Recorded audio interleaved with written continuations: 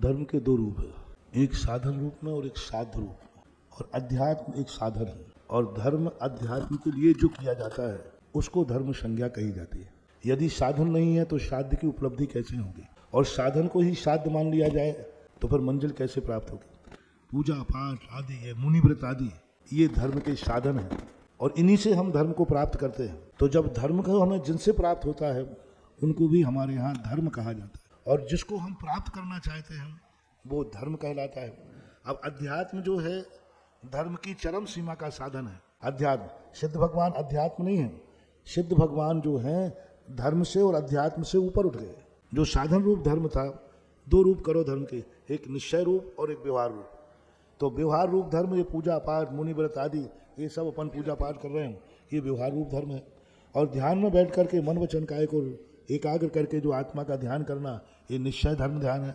पर ये दोनों साधन ही है, अध्यात्म भी साधन ही है, साध्य नहीं है।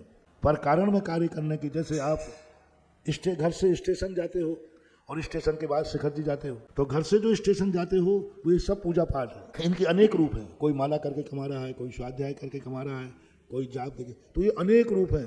जैसे स्टेशन पर अपन नाना प्रकार के रास्तों से जाते हैं, लेकिन स्टेशन के बाद एक ही रास्ता होता है, वो है अध्यात्म। तो अध्यात्म एक निश्चय का साधन है जो हमें मोक्ष का साक्षात संबंध जोड़ता है, और शुभोपयोग जो है हमें अध्यात्म की तरफ ले जाता है। पंडित जी साहब दौलत राम ने लिखा, हेतु नियत को होई, वे सारे धर्म हैं जो हमें निश्चय तक ले जाए।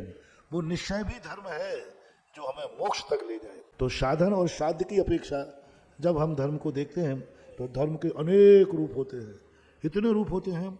एक भूखा मर रहा है तो उसे रोटी देना भी धर्म है, एक जीव मर रहा है उसको बचाना भी धर्म है। तो कितने धर्म के रूप हैं।